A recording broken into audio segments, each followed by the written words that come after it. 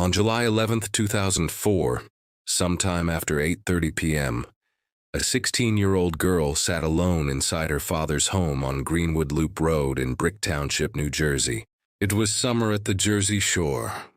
Warm air drifting through quiet suburban streets, the kind of Sunday night where nothing feels urgent and nothing feels dangerous. Her father wasn't home yet. His girlfriend hadn't returned, and Brittney Gregory wanted a ride to see her boyfriend. She picked up the phone and called her mother. Deborah Gregory answered from Beechwood, about 20 minutes away. Brittney asked if someone could come get her. Deborah told her she couldn't immediately leave, but that Brittney's sister could drive her if she waited around 45 minutes. 45 minutes. For most adults, that isn't long. For a 16-year-old girl in the middle of summer, eager to see her boyfriend, it felt endless. Then someone arrived at the house. A man Brittney recognized, someone connected to the family. Familiar enough that his presence didn't trigger alarm. Familiar enough that when he offered her a ride, she accepted without hesitation. That was the last confirmed decision Brittney Gregory ever made. By the following morning, she was gone. No goodbye.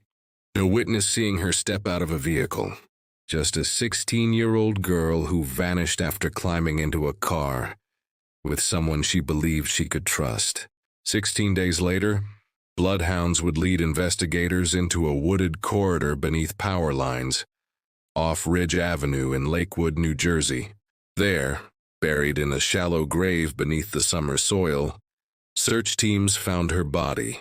What investigators eventually uncovered was even more horrifying than the disappearance itself. This had not been a stranger abduction. The person responsible already knew the family. He had stood inside their home before. He had looked Brittney in the eye and offered help. And somewhere inside a parked vehicle that summer night, after Brittney objected to him smoking crack cocaine beside her, he beat her into unconsciousness and let her die while he kept getting high. This is the story of Brittney Gregory, the bright 16-year-old honor student from Brick Township, whose murder shattered one of the safest communities in New Jersey and exposed the terrifying truth that sometimes evil does not come from outside your life. Sometimes it is already standing at the door. Before we continue, a warning. This case involves the murder of a child, violence against a minor, disturbing courtroom testimony, and drug abuse. Viewer discretion is strongly advised. And now we begin. To understand what happened to Brittney Gregory, you first have to understand the life she was living before July 2004. Because Brittney was not reckless. She was not troubled. And she was not the kind of teenager anyone expected to become the center of a homicide investigation. Brittney Gregory grew up between two households in Ocean County, New Jersey. Her mother, Deborah Gregory, lived in Beechwood. Her father, Joseph Dunn, lived in Brick Township on Greenwood Loop Road, in a quiet neighborhood near the Jersey Shore. By high school, Brittney was living primarily with her father in Brick. She was the youngest among several siblings: Bobby Joe Dunn, Brianna Gregory, Brian Gregory, and William Gregory, known as Boomer. And by every account, she was deeply loved. She attended Brick Township Memorial High School. After transferring from schools in Toms River, teachers remembered her immediately, not because she caused trouble, because she stood out in the opposite way. Straight A student, bright, kind, focused. The type of teenager adults later describe with visible grief, because she already seemed to understand exactly where she wanted her life to go. Brittney loved science. She wanted to become a forensic scientist someday, which now feels almost unbearably cruel in retrospect. A girl who dreamed of helping solve crimes, ultimately becoming the center of one herself. Friends remembered her warmth first. Her classmate John Barrett later said simply, "She made everything nicer." And somehow that sentence says more than a long tribute ever could. Her mother, Deborah, described her differently. "She was my prize," she said later. "It was like she was plucked right out of heaven." Brittney had long blonde hair, blue eyes, and the kind of smile people repeatedly mentioned after her death because it appeared in nearly every photograph ever taken of her. Not posed, not forced, natural. Like happiness came easily to her. By July 2004, she had just completed her sophomore year of high school. She was 16 years old, and she believed she was getting a simple ride to see her boyfriend. Sunday, July 11th, 2004. Around 8:30 p.m., Brittney called her mother from her father's house asking for transportation.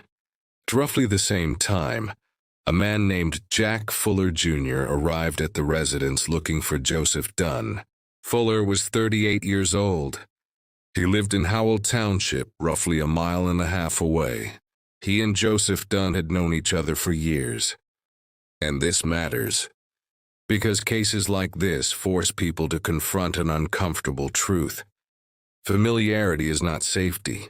A known face is not protection. Predators do not always emerge from dark alleys or isolated highways. Sometimes they already exist quietly inside the edges of your life. Fuller learned Joseph wasn't home.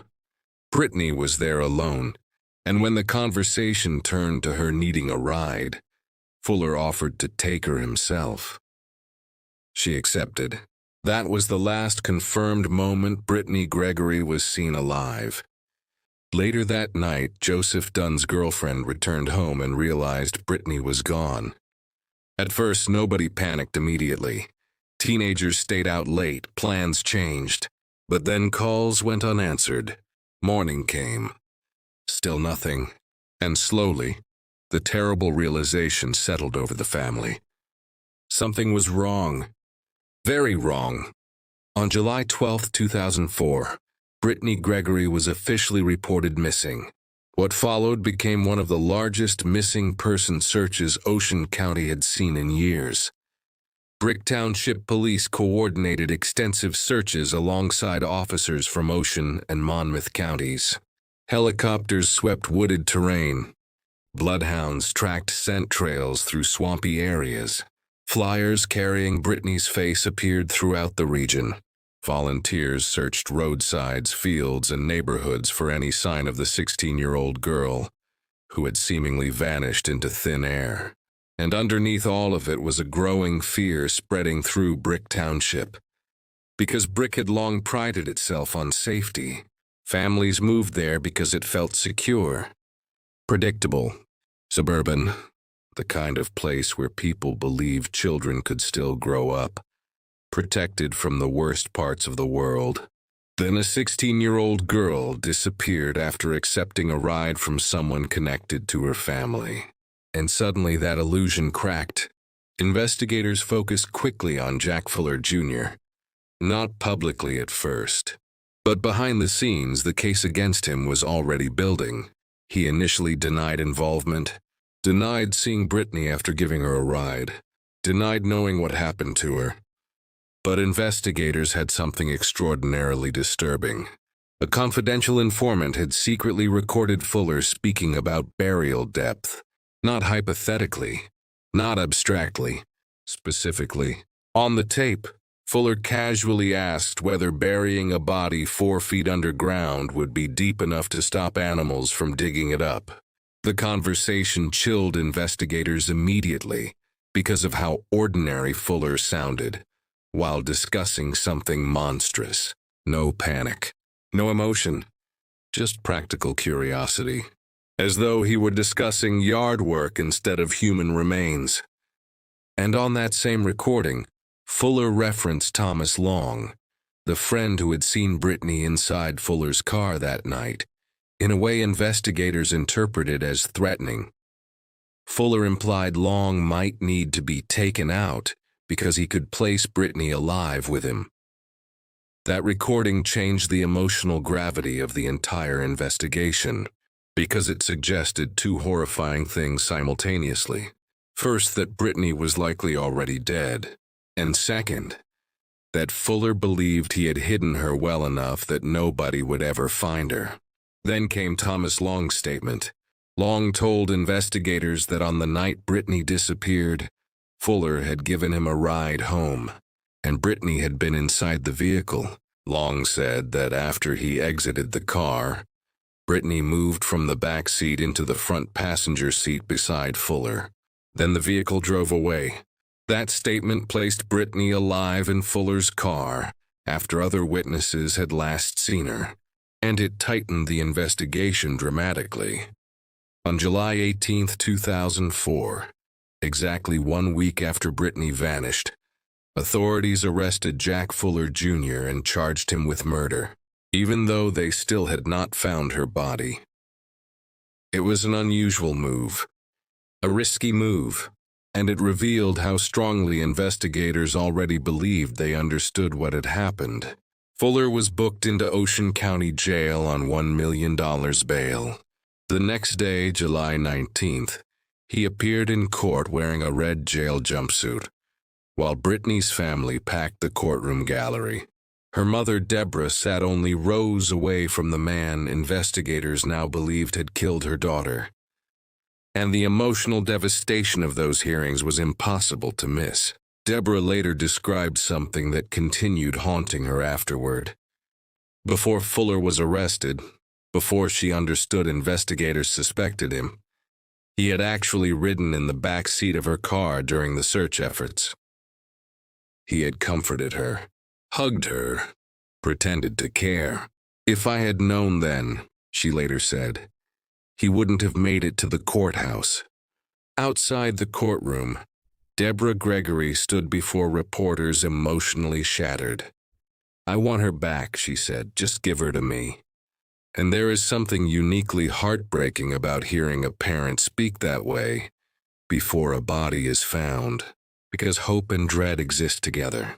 Part of you still believes maybe your child is alive somewhere. Another part already knows. On July 25, 2004, exactly 2 weeks after Britney disappeared, hundreds gathered at Windward Beach Park in Brick Township for a candlelight vigil. Some estimates placed attendance near 2,000 people. Classmates wore shirts with Britney's photograph printed across them. Family members read poems. Friends cried openly. Brick Township Mayor Joseph Scarpelli called it the worst tragedy the town had ever experienced. And still, Britney had not been found. Then came July 27th, 16 days after she vanished. Bloodhounds led search teams into a wooded area beneath power lines off Ridge Avenue in Lakewood. The grave was shallow, hidden beneath dirt and brush, and inside it was the body of 16-year-old Brittney Gregory. She had been buried without clothing. The discovery devastated the community instantly. After more than 2 weeks of searching, praying, and hoping, the outcome everyone feared had finally become real. An autopsy conducted by Dr. Hideow Park revealed blunt force trauma to Britney's head. But decomposition after 16 summer days outdoors made determining the exact cause of death impossible. Dr. Park could not rule out asphyxiation or suffocation, and eventually investigators would learn why. Blood recovered from Jack Fuller's vehicle was confirmed through forensic testing to belong to Brittney Gregory. The evidence was closing in from every direction. Still, Fuller maintained his innocence publicly. Months passed. Then more than a year, defense motions delayed proceedings. Attorneys challenged evidence, tried to dismiss the indictment, argued prosecutors could not conclusively prove cause of death. But prosecutors answered with a devastating argument. The reason the body had decomposed so severely was because Fuller himself buried her in the woods. And then on October 18, 2005, just 1 week before trial, Jack Fuller Jr. finally pleaded guilty. What happened next stunned even experienced courtroom observers, because Fuller did not merely admit guilt. He described what happened inside that car, in detail, After dropping Thomas Long off in Howell Township, Brittney moved into the front seat beside him. At some point during the drive, Fuller stopped the vehicle and began smoking crack cocaine. Brittney objected immediately. She told him to stop. She did not want him smoking crack around her, and Fuller responded by punching her in the head at least twice, hard enough to incapacitate her. He admitted in court that this was his intention. Brittney began bleeding from her nose and mouth. Then she lost consciousness, and while she sat dying beside him, Jack Fuller continued smoking crack cocaine. He later told the court he heard her making gurgling sounds, the sound of someone unable to breathe properly, the sound of blood or fluid obstructing an airway. He did not call 911, did not seek medical help, did not attempt CPR, did not stop what he was doing. He kept smoking. Only afterward did he finally check on her. By then she was dead. The courtroom reaction was immediate and visceral. Joseph Dunn stormed out after hearing Fuller describe ignoring Brittney while she struggled to breathe. One of Brittney's sisters collapsed and required medical attention. Others sat silently crying, because hearing how someone dies can sometimes hurt worse than learning that they died at all, especially when the cruelty is so casual, so indifferent, so unnecessary. Fuller never fully explained everything investigators believed happened afterward. He never clarified why Brittney had been buried without clothing, never fully detailed what occurred between her death and the grave in Lakewood. Some questions remained unanswered forever, but the family agreed to the plea deal anyway, because trials are brutal, and grief exhausts people. Sometimes closure is not satisfaction. Sometimes it is simply the end of surviving the process. On January 13, 2006, Jack Fuller Jr. returned to court for sentencing. He was 40 years old, wearing red prison scrubs and shackles. Brittney's family filled the courtroom once again. Judge Vincent Grasso sentenced Fuller to 30 years in prison, without parole eligibility during that term. At the time, New Jersey prosecutors could theoretically have pursued the death penalty. The plea agreement removed that possibility. Assistant prosecutors described Brittney's murder as senseless, horrifying, and devastating, not just for her family, but for the entire region, because this case reached far beyond one household. It shattered public trust itself. The idea that a 16-year-old girl could disappear after accepting a ride from someone connected to her family forced people to confront a terrifying reality. Evil often arrives wearing familiarity. Not every predator hides in shadows. Some stand in your driveway. Some know your parents. Some shake your hand while helping search for the child they already killed. Brittney Gregory wanted 45 minutes to feel shorter. She trusted a familiar face, and that trust cost her everything, because sometimes the most dangerous person in your life is not someone you need to meet. He is already standing at the door,